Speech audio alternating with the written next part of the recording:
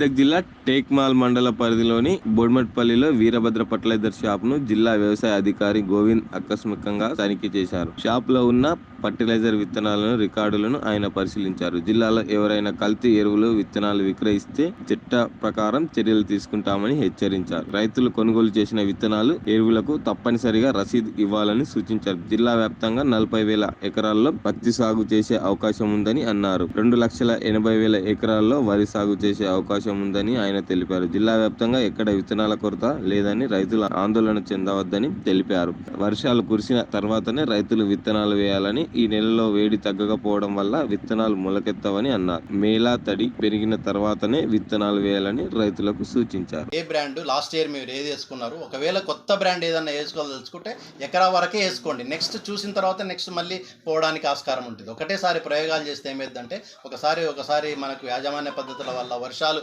Fail కావడం వల్ల కూడా పంట మళ్ళీ వేరే వేసుకునే అలవాట్లు ఉన్నాయి. కాబట్టి ఇక్కడ దయచేసి విత్తనం అనేది చాలా ఇంపార్టెంట్. ఈ విత్తనాన్ని కాటన్ని ఎక్కడ కూడా మన జిల్లాలో టేక్మాల్, అల్లాదుర్గ్, పెద్దశంకరంపేట్ మరియు రేగోడు, మరి కొంత చేగుంట, రామాయంపేట్, అక్కడ కొన్ని మన కుల్చారం ఈ మండలాల్లో సుమారుగా ఒక 40,000 ఎకరాల్లో అంచనా వేయడం జరిగింది. అందుకు అనుగుణంగానే ఈ రోజు వరకు అంటే మళ్ళీ ఇక్కడ స్టాక్ ఎట్లయితే అయిపోతుందో మళ్ళీ రావడం జరుగుతుంది. ఎటువంటి ఆందోళన పడకుండా రైతు సోదరులు తమకు నచ్చిన బ్రాండ్ని వారు అంటే ఏదైతే అనుకుంటున్నారో అది ప్రత్యేకంగా తీసుకొని వేసుకుంటే దిగుబడి కూడా రావడానికి ఆస్కారం ఉంటుంది. యాజమాన్య సైంటిస్టులు చెప్పడం వల్ల ఏంటంటే 90% యాజమాన్య పద్ధతుల మీదనే ఆధారపడి ఉంటుంది.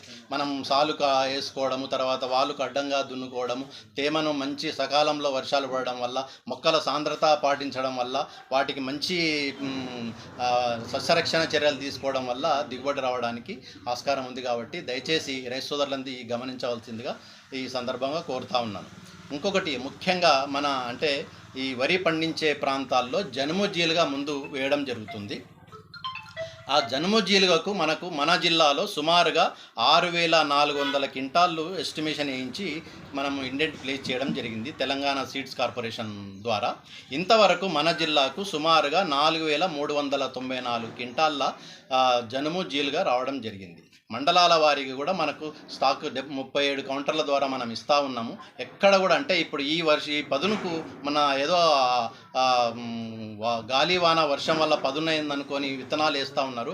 అటువంటి దగ్గర విత్తనాలు వేయకుండా ఇంకా పదును అంటే మనం ఇది జూలై 15 వరకు మళ్ళీ మనం కలియదున్నుతాం భూమిలో. కాబట్టి అటువంటి విత్తనాల కొరత ఎక్కడ లేవు. కొద్దిగా రవాణాలో వస్తున్నాయి కాబట్టి ఎక్కడెక్కడ మనకు వీలుగా ఉంటుందో ఇంకా తెప్పించే ఏర్పాటు చేస్తున్నాము.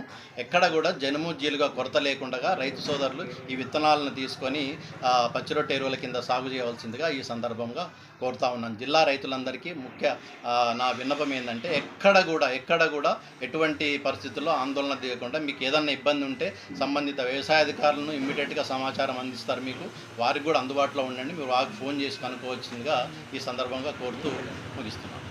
ధన్యవాదాలు.